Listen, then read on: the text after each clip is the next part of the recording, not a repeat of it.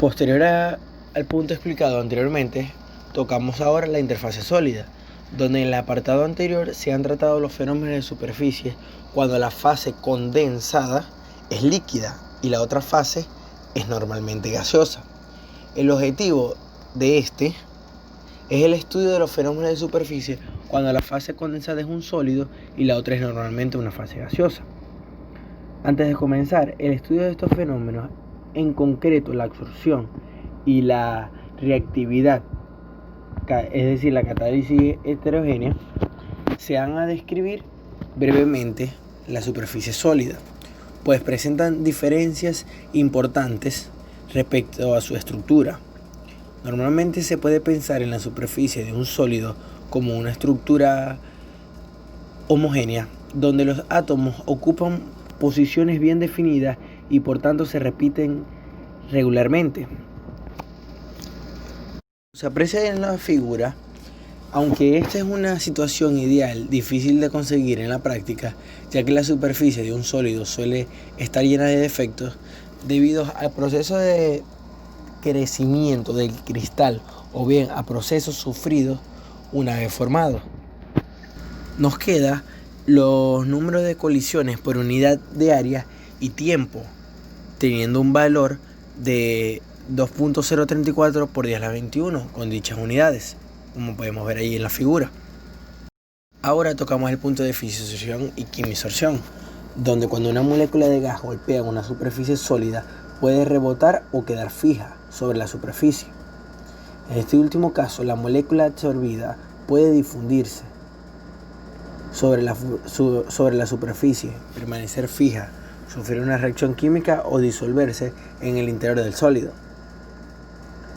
Donde la absorción es un proceso de unión de una molécula procedente de otra fase sobre la superficie de un sólido, y la desorción, es un proceso inverso a la absorción, donde pudiendo distinguirse en dos compartimentos límites de absorción, fisisorción y quimisorción, aunque es frecuente observar comportamientos intermedios.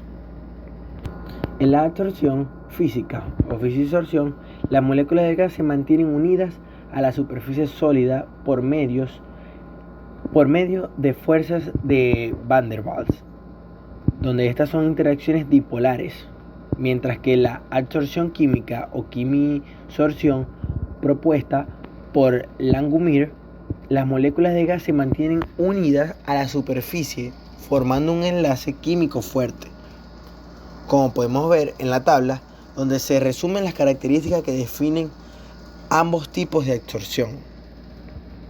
Ahora tocamos el punto de fisisorción y quimisorción, donde cuando una molécula de gas golpea una superficie sólida puede rebotar o quedar fija sobre la superficie. En este último caso, la molécula absorbida puede difundirse sobre la superficie, permanecer fija, sufrir una reacción química o disolverse en el interior del sólido. Donde la absorción es un proceso de unión de una molécula procedente de otra fase sobre la superficie de un sólido, y la desorción, es un proceso inverso a la absorción, donde pudiendo distinguirse en dos compartimentos límites de absorción, fisisorción y quimisorción, aunque es frecuente observar comportamientos intermedios. En la absorción física o fisisorción, las moléculas de gas se mantienen unidas a la superficie sólida por medio de fuerzas de Van der Waals, donde estas son interacciones dipolares, mientras que la absorción química o quimisorción propuesta por Langmuir, las moléculas de gas se mantienen unidas a la superficie formando un enlace químico fuerte, como podemos ver en la tabla, donde se resumen las características que definen ambos tipos de absorción. Luego tocamos el punto de los isotermas de absorción. Como se estudió anteriormente, en el caso del líquido, su absorción en el interfase se estudió a través de la variación de la tensión superficial mediante la isoterma de absorción de Gibbs. En el caso de sólidos, la tensión superficial no es una magnitud fácilmente determinable, siendo mucho más sencillo medir directamente la cantidad de gas absorbido a una temperatura dada en función de la presión del gas en equilibrio con el sólido. Como se comentó al principio del apartado, la superficie del sólido debe encontrarse inicialmente limpia, para lo que se calienta el sólido en alto vacío. Alternativamente, puede evaporarse y recondensar el sólido en alto vacío. Bombardear la superficie con iones o romper el cristal sólido en el vacío, generando así una superficie limpia. El sólido se introduce entonces en un recipiente con una cantidad conocida de gas y se deja que se alcance el equilibrio. Podemos ver que la cantidad absorbida se puede conocer por los siguientes aspectos: por la diferencia de presión del gas en ausencia o presencia de la superficie, por métodos de flujo, donde se hace circular un gas y se determina la diferencia entre lo que entra y lo que sale, donde podemos ver que las isotermas experimentales pueden clasificarse en psicotipos, que se ilustran en la figura de los tipos de isotermas. Antes de entrar en la descripción de cada uno de los tipos, se ha de tener en cuenta que los isotermas se tienen cuando se llega a la presión de vapor. A esta presión, cualquier pequeño aumento en la cantidad de gas producirá su condensación, aumentando entonces verticalmente la cantidad de gas absorbida sobre el sólido, permaneciendo constante la presión en equilibrio. Donde el tipo 1 es denominada isoterma de Langmuir, que corresponde a una absorción en monocapa. El tipo 2 es indicativa de una absorción física en multicapa. El tipo 3 corresponde también a una absorción física en multicapa, pero donde la constante de equilibrio de formación de la primera capa es igual que para las siguientes. En esta no se observa diferencia entre el llenado de la primera capa y del resto.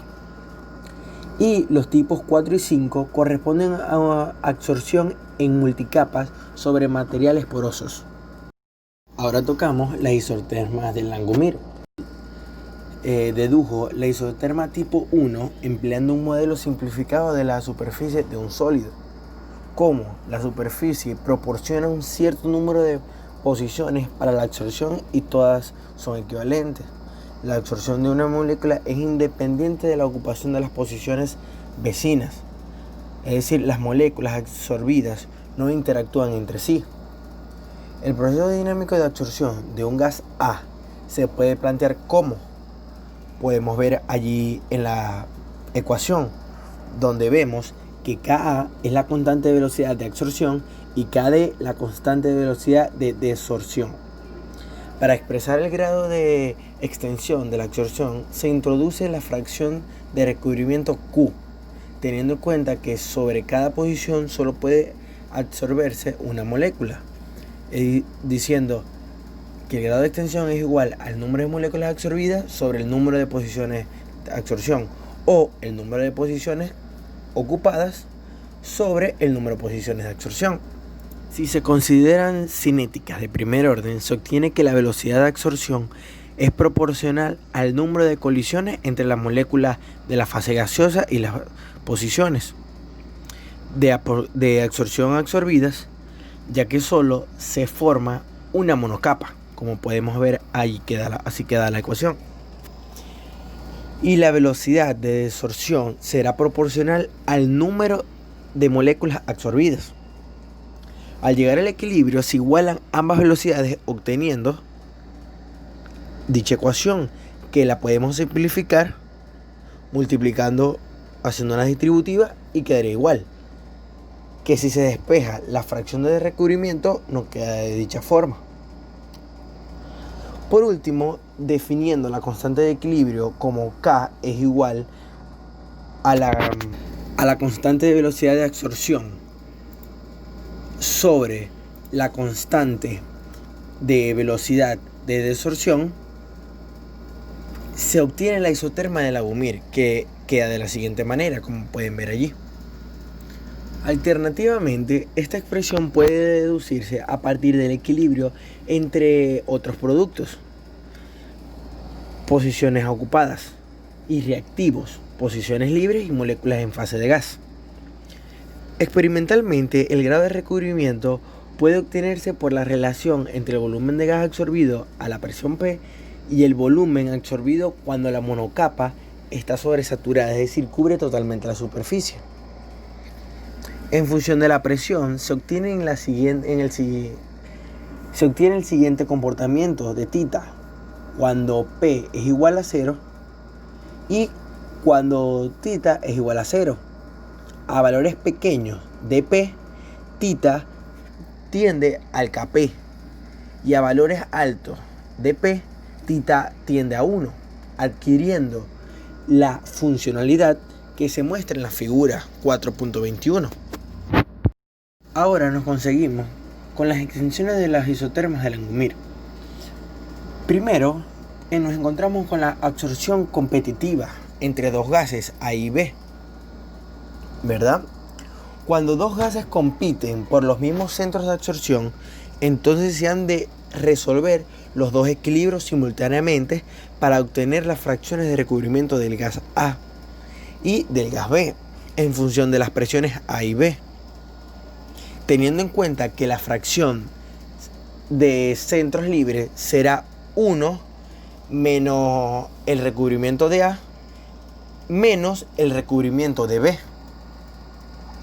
Se puede escribir los equilibrios como se pueden ver allí en la ecuación para ambos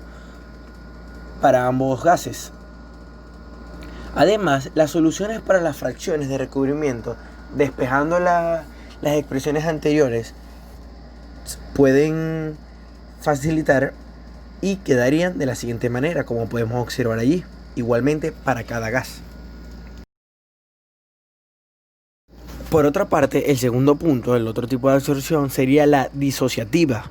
Cuando un gas se disocia al quimiabsorberse, se necesitan entonces dos posiciones de absorción para fijar los fragmentos producidos. La velocidad de absorción es proporcional, ¿verdad?, a la presión